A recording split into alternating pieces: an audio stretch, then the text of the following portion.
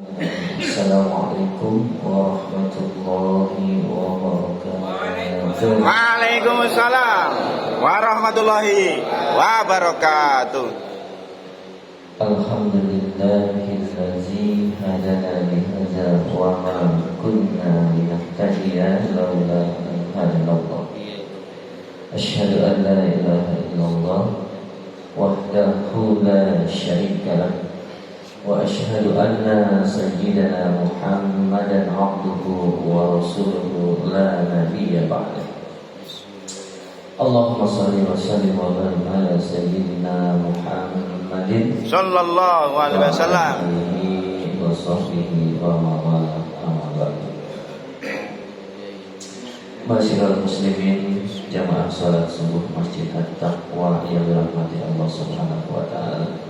Puja dan puji syukur senantiasa kita panjatkan kehadirat Allah Subhanahu wa taala atas segala limpahan nikmat serta karunia yang diberikan kepada kita. Salawat serta salam semoga tercurah kepada junjungan kita baginda Nabi Muhammad sallallahu alaihi wasallam. Semoga kita selalu istiqomah menjalankan sunnah-sunnahnya sampai akhir hayat kita, dan semoga kita bisa berjumpa dengan baginda Rasulullah di yaumil akhir. Amin ya Allah ya rabbal alamin. Baik, agar taklim kita mendapatkan keberkahan, marilah kita awali dengan membacakan Al-Quran surat Al-Fatihah ala al-Qur'an yang makulin yatim salihin ila fadlatin Nabi Muhammad sallallahu alaihi wasallam. Al-Fatihah. A'udzu billahi minasy syaithanir rajim. Bismillahirrahmanirrahim. Alhamdulillahirabbil alamin arrahmanir rahim maliki yaumiddin. Iyyaka na'budu wa iyyaka nasta'in. Ihdinas siratal mustaqim. Siratal ladzina an'amta 'alaihim ghairil maghdubi 'alaihim waladdallin. Baik, masyiral muslimin, kita akan membahas bab tentang keutamaan salat. Salat yang wajib dilakukan oleh setiap muslim berapa kali dalam sehari? Minimal 5 kali. Ya. Kalau ada yang mau lebih, bonus. boleh. Boleh. Ya nggak boleh, salat wajib kan? Salat wajib. Kalau sunnah boleh, sunnahnya boleh ditambah. Dalam sabda Rasulullah yang diriwayatkan oleh Ibnu Umar, yang kalau disebut Ibnu Umar, jadi siapa ya? Bapaknya Umar. Anaknya Umar. Anaknya Umar. Kalau Abu Umar baru bapaknya Umar. Ya. Jadi ini yang meriwayatkan bukannya Umar tetapi anaknya Umar. Anaknya Umar ya ada Abdullah bin Umar, ada Hafsah. Rasulullah bersabda, "Buniyal Islam ala khamsin, syahadati alla ilaha illallah wa anna Muhammadan abduhu wa rasuluhu wa iqamis salati wa ita'iz zakat wa hajjil baiti wa shaumi ramadan." Islam dibangun atas 5 dasar, yaitu persaksian bahwa tidak ada ilah. Ilah apa artinya? Kecuali Allah. Ya, ilah makna harfiahnya adalah sesembahan. Ya. Jadi tidak ada sesembahan yang wajib kita sembah. Ya. Illallah, kecuali Allah. Nah, kenapa dikatakan di sini sesembahan? Tidak ada sesembahan yang wajib kita sembah kecuali Allah. Karena pada saat itu banyak orang-orang yang menyembah selain Allah. Orang-orang jahiliyah kan saat itu dia selain Allah nyembah juga. Nyembah apa? Berhala-berhala. Makanya ketika Rasulullah mendakwahkan dakwah tauhid itu dipertegas. Sebenarnya orang-orang jahiliyah itu mereka menyembah Allah, tapi nyembah juga ilah selain Allah. Double. Bukan double lagi, udah triple, udah quartet namanya. Ya kan? Berhalanya itu udah ada Lata, Uzza, Manat. Bahkan dalam riwayat Sayyidina Umar itu bikin berhalanya dari terigu, dari roti. Jadi patung berbentuk roti, roti berbentuk patung. Nanti habis sembah dimakan. Tuhan dimakan. Sesembahan dimakan. Nah, dipertegas oleh Rasulullah, tidak ada ilah, tidak ada sesembahan yang wajib dan patut disembah kecuali Allah Subhanahu wa taala. Bahwa Muhammad adalah hamba dan rasulnya, mendirikan sholat, menunaikan zakat, berhaji ke Baitullah, dan berpuasa Ramadan. Ini 5 sendi. Ya, Islam itu didirikan atas 5 sendi tersebut. Kalau di antara 5 sendi itu tidak ditegakkan, ya maka Islamnya tidak akan tegak atau tidak akan kokoh. Ya. Kemudian dalam riwayat lain oleh Ibnu Umar juga Rasulullah bersabda, umirtu an uqatilan nasa hatta yashhadu an la ilaha illallah wa anna muhammadar rasulullah wa yuqimus salata wa yutuz zakat fa iza fa'alu asamu minni dima'ahum wa amwalahum illa bi haqqil islami wa hisabuhum 'ala Allah. Yang artinya aku diperintahkan untuk memerangi manusia hingga mereka bersaksi bahwa tidak ada ilah selain Allah, bahwa Muhammad adalah utusan Allah. Mereka mendirikan sholat dan menunaikan zakat. Jika mereka melakukan hal tersebut, maka sungguh mereka telah menjaga harta dan jiwanya dari itu kecuali dengan hak Islam, dan hisab mereka diserahkan kepada Allah. Nah, ini jadi pada saat hadis ini turun, ya di sini ditegaskan bahwa kalau umat Rasulullah saat itu sudah mengerjakan yang pertama, mengakui, bersaksi tidak ada ilah selain Allah, Nabi Muhammad utusan Allah, mendirikan sholat dan menunaikan zakat. Nah, sampai sini dong ya. Itu mereka dikatakan telah terjaga jiwa dan hartanya. Jadi dilindungi oleh penguasa Islam saat itu. Kecuali kalau dia melakukan hal-hal yang melanggar, yang secara syariat itu berhak untuk diambil tindakan, ya, misalkan dihukum sesuai dengan hukum syariat pada saat itu. Kemudian keutamaan yang ketiga, sholat merupakan amalan yang pertama kali dihisab pada hari kiamat kelak. Nah, ini perhatiin nih. Jadi dari seluruh amalan-amalan yang kita kerjakan selama kita hidup di dunia, nanti di akhirat yang pertama diperiksa sholatnya dulu, ya, beres kan di sholatnya. Artinya sholat ini merupakan kunci diterima atau tidaknya amalan-amalan kita yang lain. Walaupun amalan yang lainnya banyak, bagus-bagus, tapi sholatnya gak beres.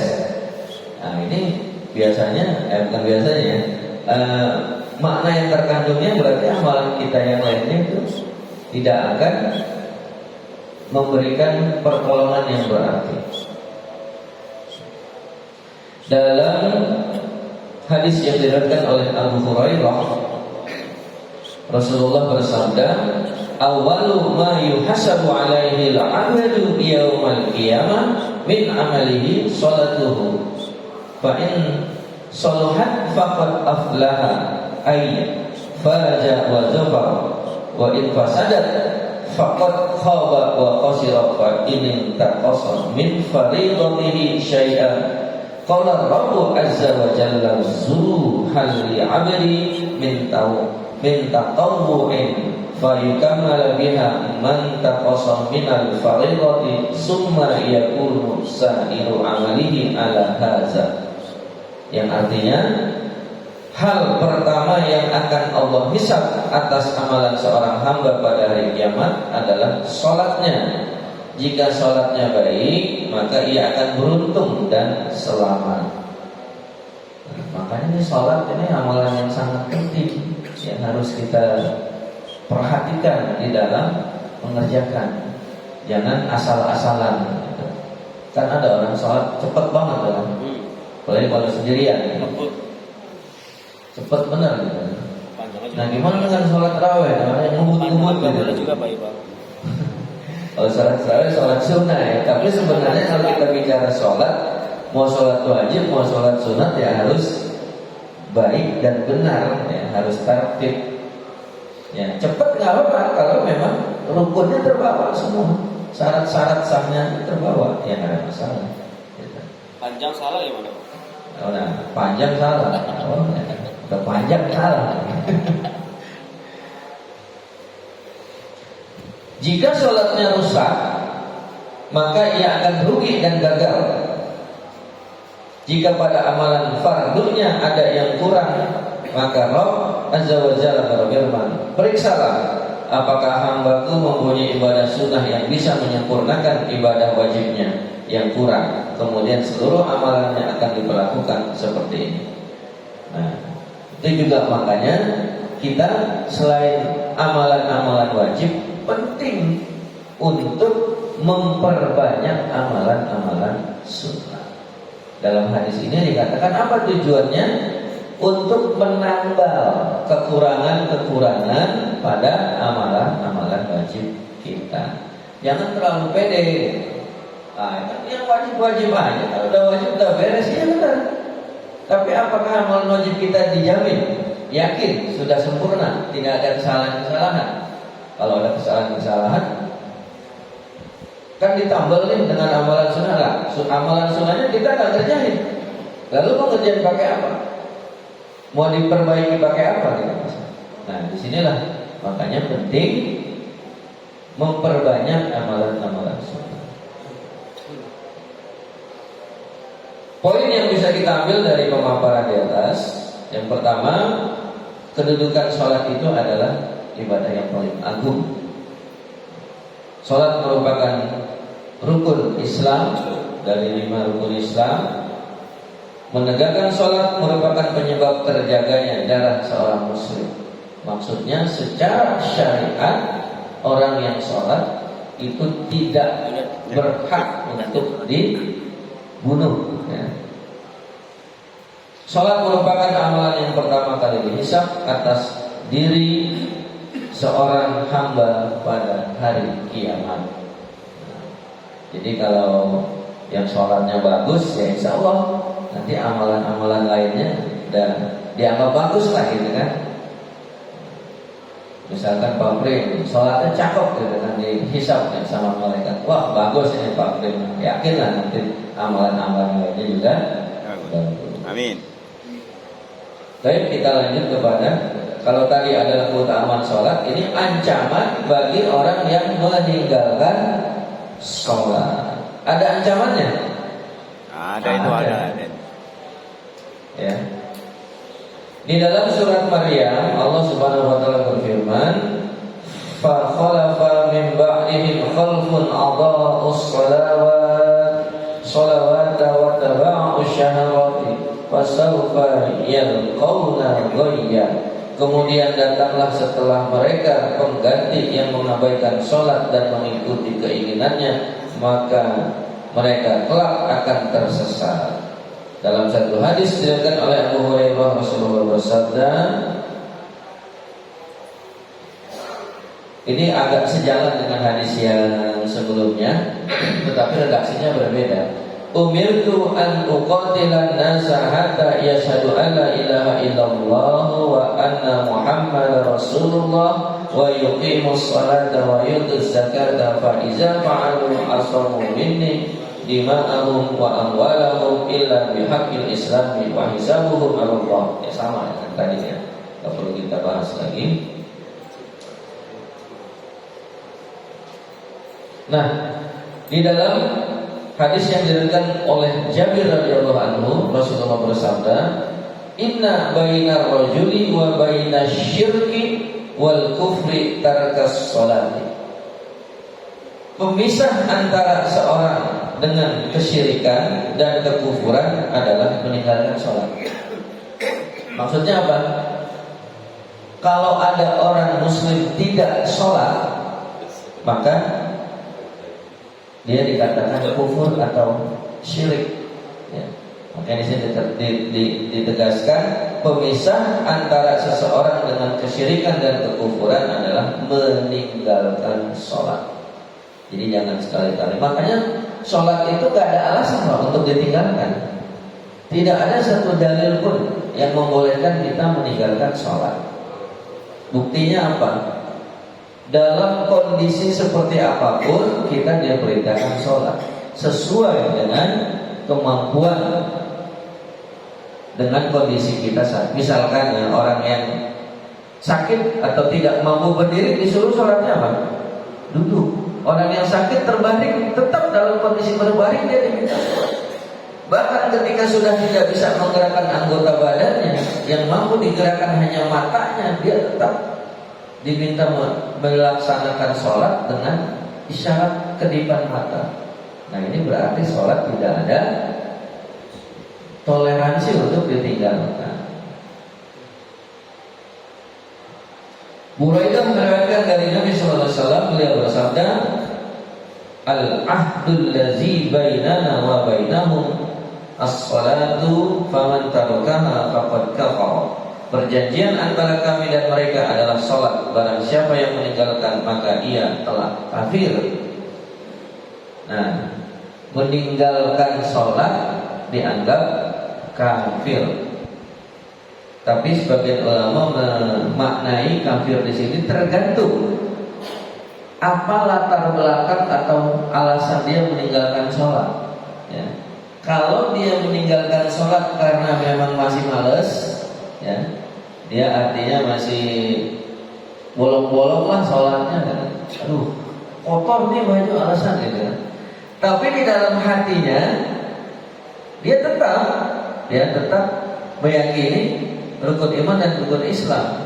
Nah itu artinya kafir yang tidak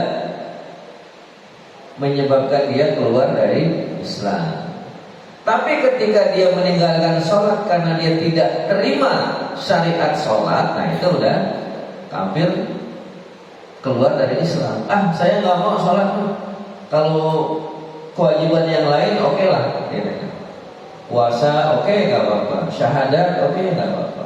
Ya bayar zakat oke karena saya banyak duit gitu kan. Tapi kalau sholat saya nggak terima gitu kan. Berarti dia tidak mau menerima ketetapan Allah, maka dia kafir. Nah dalam ayat Al-Quran disebutkan bahwa orang yang kafir sebagian itu adalah kafir yang sesungguhnya. Jadi kalau bicara kafir menolak ketetapan syariat, hanya satu hal pun itu dikatakan kafir, ya, keluar dari Islam. Ya. Syaqiq bin Abdullah seorang tabi'in. Nah, tahu apa yang disebut dengan tabi'in? Tahu ya? Tabi'in.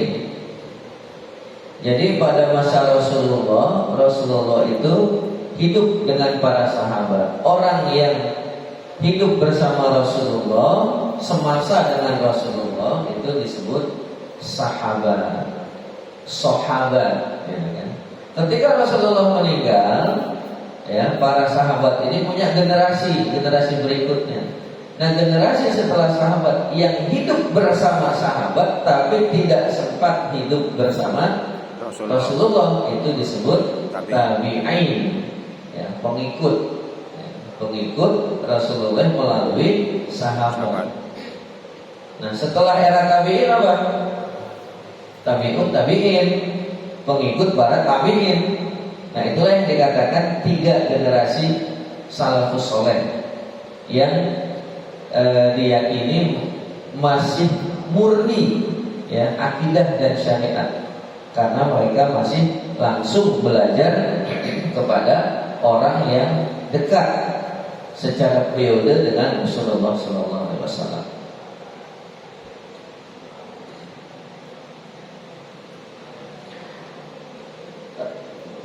Kemudian Syakib bin Abdullah yang seorang tabi'in berkata, jadi ini perkataan siapa? Perkataan tabi'in.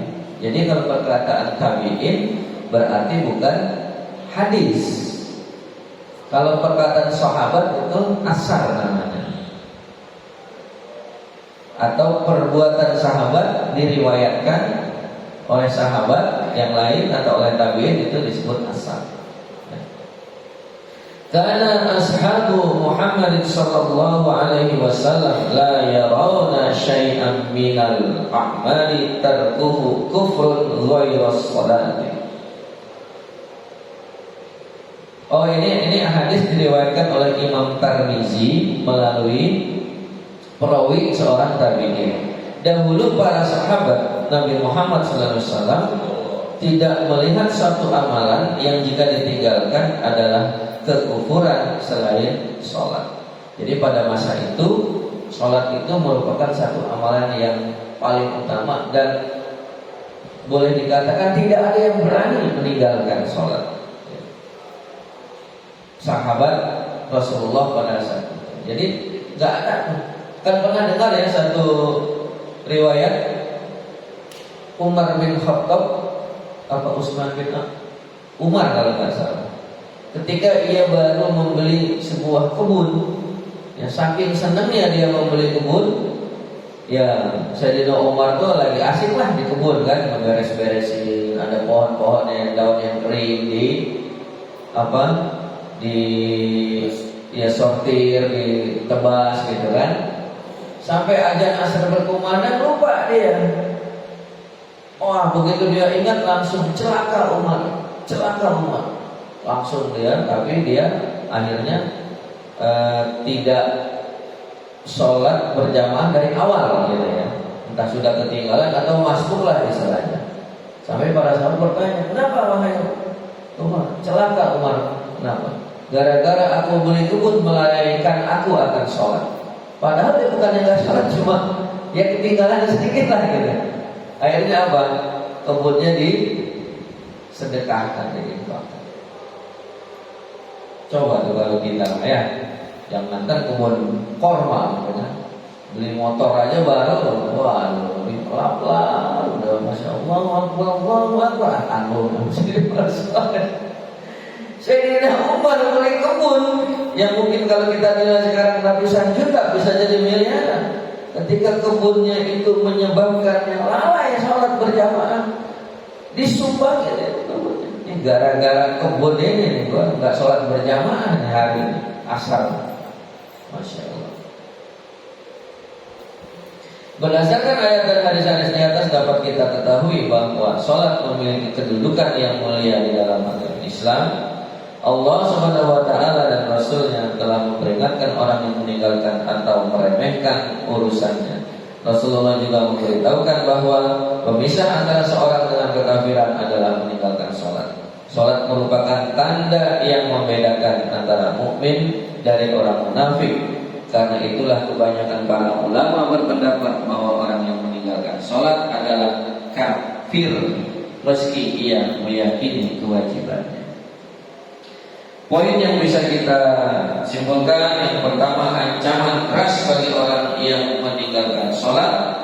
Kedua, meninggalkan sholat adalah kekafiran.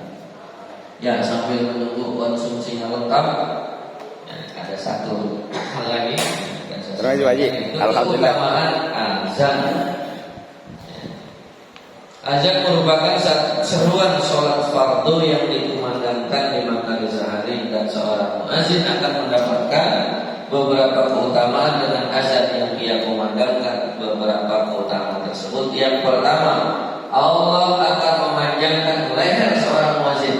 Nah, jadi kalau kita sering azan, leher kita panjang.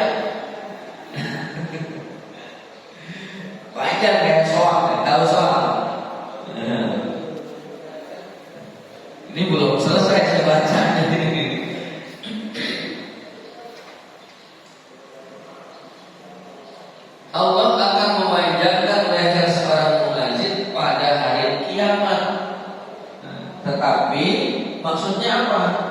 untuk menunjukkan tuh yang lehernya panjang, kepalanya tinggi sendiri. Waktu di dunia dia kerjanya adalah mengumandangkan azan. Muawiyah radhiyallahu anhu pernah menuturkan, Rasulullah SAW bersabda, al-mu'azzinun aqwalun nas a'naqan yaumal qiyamah. Para muazzin adalah orang yang paling panjang lehernya pada hari kiamat. Masya Allah. Ya nggak masalah di sana leher kita panjang, justru itu pertanda bahwa itu orang yang manggilin orang sholat gitu. Dapat pahala nggak? Selain dia mendapatkan pahala azan, dia juga mendapatkan pahala sebab azan dialah orang-orang pada datang ke masjid. Kan begitu. Kan barang siapa yang melakukan satu amalan yang menyebabkan orang lain berbuat kebaikan lantaran dia mengerjakan amalan tersebut, dapat doa. Makanya kalau azan tuh rebutan, jangan pada malas-malasan. Iya, kenapa? Coba hitung Pak. Kalau azan kita kemudian 100 orang datang ke masjid sholat berjamaah, dapat pahala kebaikan dari 100 orang yang udah ntar nih rebutan nih azan zuhur ya. Jam 11 sudah siap di sini. Yang kedua, keutamaan azan, semua makhluk yang mendengar lantunan azannya akan menjadi saksi baginya di hari kiamat. Tuh. Semua makhluk yang mendengar azan kita nanti di hari kiamat akan menjadi saksi. Diriwayatkan oleh Abu Sa'id Al-Khudri, Rasulullah bersabda, "Innahu la yasma'u mada sautil mu'azzin jinnu wala ins wala syai'un illa syahida lahu yaumal qiyamah." Tidak ada yang mendengar jangkauan suara muazin, baik jin, manusia atau apapun, kecuali akan menjadi saksi baginya pada hari kiamat. Nah, ini maksudnya tidak ada di sini. Semua makhluk itu mendengar suara muazin dan nanti akan menjadi saksi di hari kiamat. Keutamaan yang ketiga, pahala yang sangat besar di sisi Allah. Diriwayatkan oleh Abu Hurairah, Rasulullah bersabda, "Lau ya'lamun nasu ma fin nida'i was-saffi al-awwali summa lam yajidu illa ayyastahimu alaihi liastahamu walau ya'lamuna ma fit tahjir la astabaqu ilaihi walau ya'lamuna ma fil atamati was-subhi." Ya.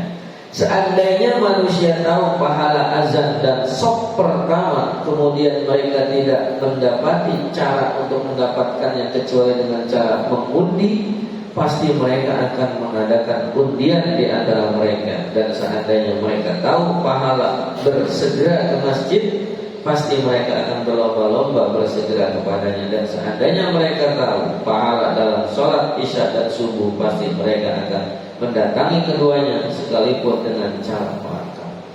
Nah, ini menggambarkan itu kepentingan sholat, keutamaan sholat berjamaah begitu luar biasa. Ya.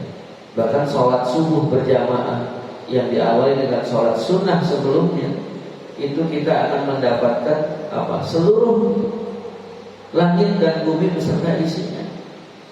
Ya. Jadi hari itu pun rezeki kita akan dicukupkan oleh Allah. Nah, makanya alhamdulillah nih yang hari ini kita sholat subuh berjamaah dan tadi diawali dengan sholat sunnah, insya Allah, iya, Allah akan cukupkan rezeki kita. Pertama, kopi sama gorengan sudah disiapin.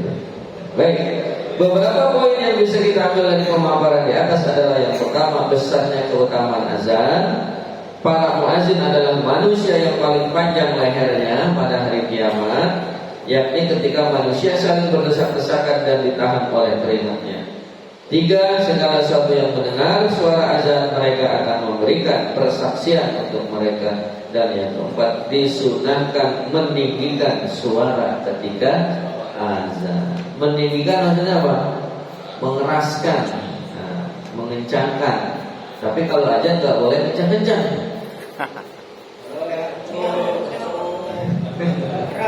Iya, pelan-pelan apa lagi gitu. Kencang-kencangnya aja nggak boleh, apalagi pelan-pelan. Nah, iya. Dan ajan harus sesuai pada waktunya. Jangan ajan jam 10 pagi.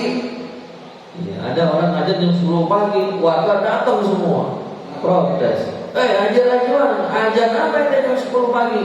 Datang semua kan? Loh, emangnya kenapa? Sesat ente katanya, jam 10 ajan.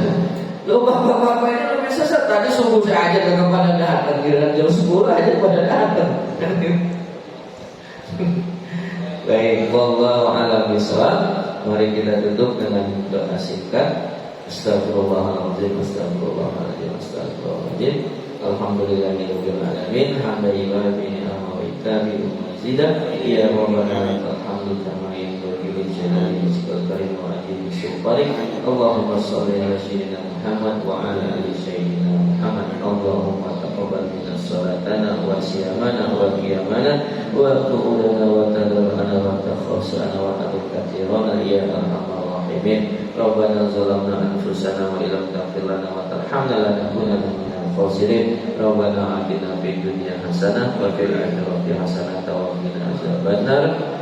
Subhana rabbika rabbil izzati amma yasifun wa salamun alal mursalin. Subhanakallahumma wa bihamdika asyhadu an la ilaha illa anta astaghfiruka wa atubu ilaik. Billahi taufiq wal hidayah. Wassalamualaikum warahmatullahi wabarakatuh. Waalaikumsalam warahmatullahi wabarakatuh. Allahu rabbuna ala nuril mubin Ahmadal Mustafa sayyidil mursalin wa ala sahbihi ajma'in. Sallallahu rabbuna ala nuril mubin Ahmadal Mustafa sayyidil mursalin wa ala alihi wa sahbihi ajma'in. Allahumma salli wa sallim wa barik alaihi wa ala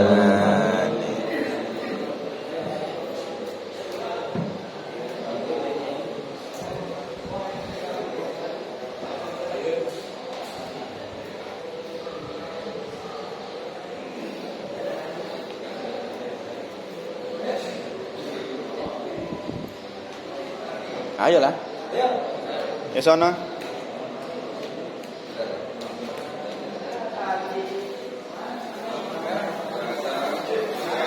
Ayolah. Waduh.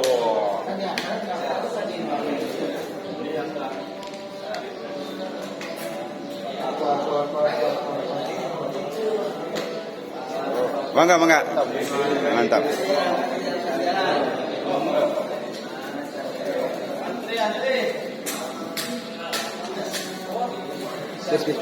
Wes. Alhamdulillah, mantap mantap. Ya, sip. Roti sama kacang ya? Kacang naon.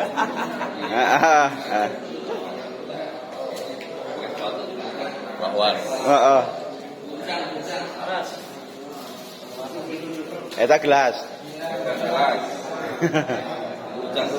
Mangga mangga. Pawi? Oh iya. Mangga. Sip. Ya.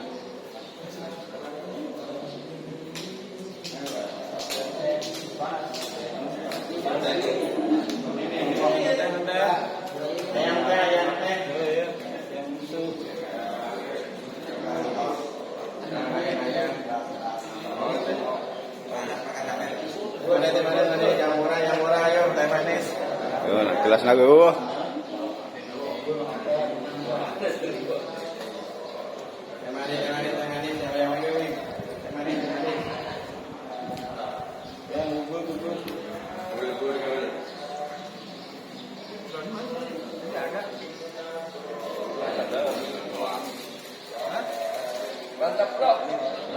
Ji, ulah poho.